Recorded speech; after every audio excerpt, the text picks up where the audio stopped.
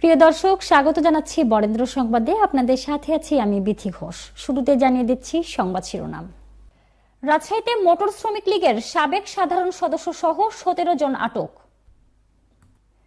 বাংলাদেশ বিচার বিভাগীয় কর্মচারী অ্যাসোসিয়েশন রাজশাহী জেলা শাখার পক্ষ থেকে প্রধান বিচারপতিকে সম্মাননা ক্রেস্ট ও ফুলেল শুভেচ্ছা প্রদান।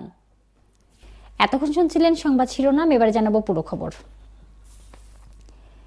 রাজশাহীতে বিভিন্ন অপরাধের অভিযোগে মোটর শ্রমিক লীগের সাবেক সাধারণ সদস্য সহ 17 জনকে আটক করেছে রাজশাহী মেট্রোপলিটন পুলিশ।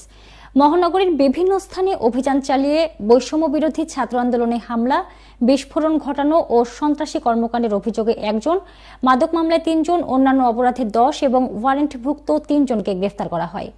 নাশকতা ও সন্ত্রাসী কর্মকাণ্ডের অভিযোগে গ্রেফতারকৃত নাসির বাবু রাজশাহী মহানগরীর বোয়ালিয়া মডেল থানার টিকাপাড়ার মৃত গফুরের ছেলে। সে মোটর শ্রমিক লীগের সাবেক সাধারণ সদস্য। গ্রেফতারকৃত আসামিদের বিরুদ্ধে আইনগত ব্যবস্থা গ্রহণ করা হয়েছে। বাংলাদেশের প্রধান বিচারপতি সৈয়দ রেফাত আহমেদ রাজশাহী জজশিপ পরিদর্শনে আসলে বাংলাদেশ বিচার বিভাগীয় কর্মচারী অ্যাসোসিয়েশন রাজশাহী জেলা শাখার পক্ষ থেকে সম্মাননা ক্রেস্ট ও ফুলেল শুভেচ্ছা প্রদান করেন অ্যাসোসিয়েশন নেতৃবৃন্দ।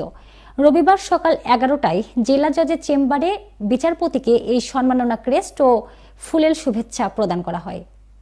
এ সময় উপস্থিত ছিলেন রাজশাহী জেলা জজ গোলক চন্দ্র বিশ্বাস, মহানগর দায়রা জজ আল আসাদ মোহাম্মদ আসিফুজ্জামান ও রাজশাহীর বিভিন্ন পর্যায়ের বিচারক মণ্ডলী উপস্থিত ছিলেন। প্রধান বিচারপতির সফর সঙ্গী হিসেবে ছিলেন সুপ্রিম কোর্টের আপিল বিভাগের রেজিস্ট্রার মোহাম্মদ হাসানুজ্জামান, বিচারপতির একান্ত সচিব Shariful Alam Bhuiyan, special officer Moazzem Hossain, supreme court বিভাগের বেঞ্চ অফিসার শহীদুল ইসলাম।